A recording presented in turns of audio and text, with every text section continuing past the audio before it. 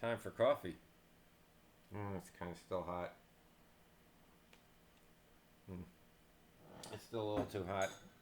I didn't have any milk to cool it down. I ran out of milk. I'm going to have to go out and get some. But I know you don't care about that. This is Coping with Donald. I'm Phil. It is March 18th, 2025. I want to talk not about the debt so much, but about refinancing debt. And I think one of the top priorities of the Trump administration is to refinance a lot of our debt. Well, they have to. And to do it at the lowest rate possible because it just turns out, very unfortunately, that if you have $35 trillion in debt, then on average, 3.5 trillion is going to come up for refinancing every year. Well, we're very unfortunate this year because 9 trillion is coming up. It just so happens in future years it's 2 and 3 and 2, but this year it's 9.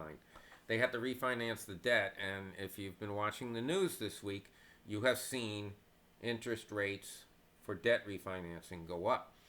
And there's some reasons for this. And believe it or not, they don't have to do with Jerome Powell at the Federal Reserve. Sorry about the ear scratching. And I'm sorry again about my throat. It's just, I haven't slept. I'm not coping with Donald. My appearance, I look terrible. I get it. I know. But you can't just will yourself to sleep. And I'm not actually even worried about anything in my personal life. I just have this in my blood and it just won't let me sleep. So I guess this is a bit therapeutic for me. So thank you for listening. We have to refinance $9 trillion of debt, plus probably run a deficit this year of about $2 trillion as well. Probably we need $11 trillion refinanced. We'd really rather do that at 4% than at 8 or 6.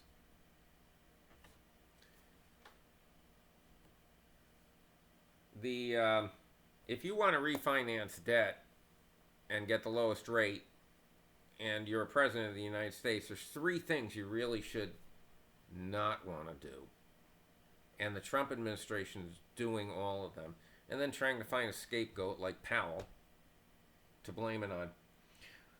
One thing that you shouldn't do is that you shouldn't alienate the people and the countries that you're asking to finance the debt. You shouldn't be threatening them, and that's all we've done this year. That's all Trump's done since he's been in office, as far as Greenland, as far as Canada, as far as the Panama Canal, as far as giving Europe the middle finger.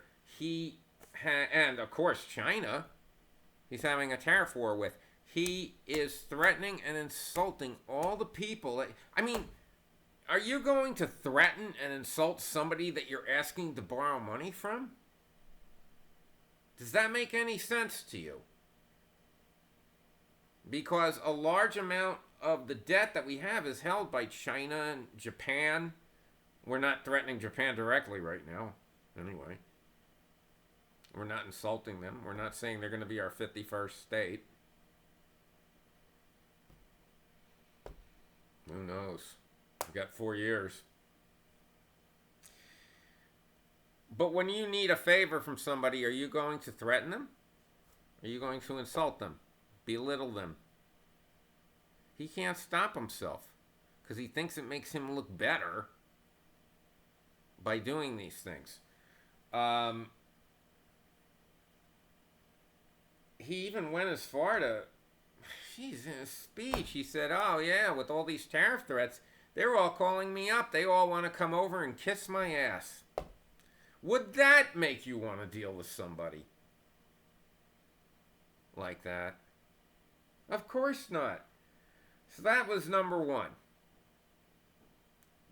Dumb things that he's done to, in essence, make Americans pay more in interest on the debt. Number 2 is the ridiculous.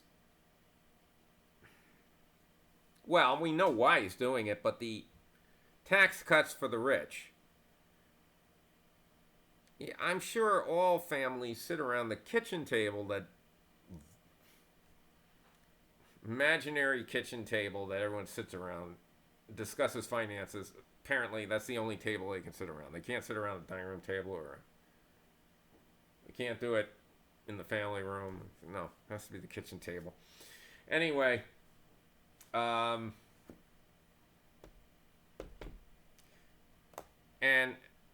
the married couple says to each other, "Okay, well, let me ask for a pay decrease at work so that we can tackle all these responsibilities we have." You know, this is just dumb. Okay? I don't really even care what he thinks would be accomplished or what he tells the American people would be accomplished at the end. More trickle down economics kind of thing. It's just ridiculous in these times to be doing that. So taking on even more debt by decreasing your revenue. No, whatever happened to running America like a business? Does a business do that?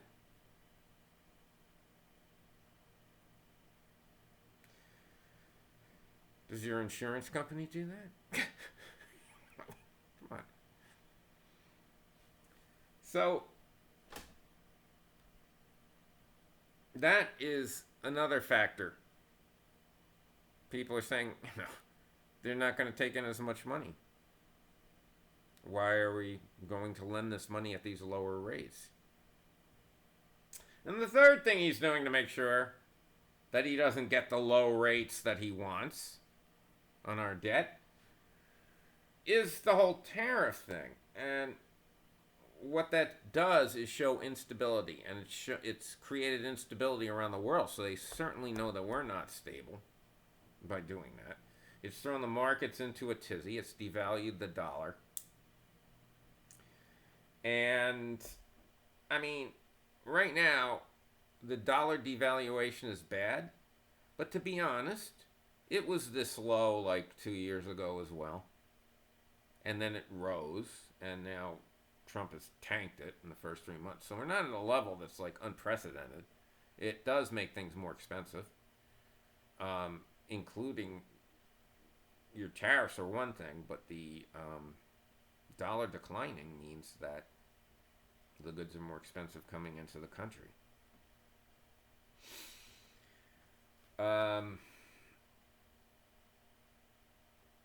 So he's doing everything to destabilize the world, destabilize America, and that means that any investor is going to want, remember, risk reward. They're increasing their risk, and not the reward. They might just want to not take the investment. I don't understand how an administration that wants a goal can do so much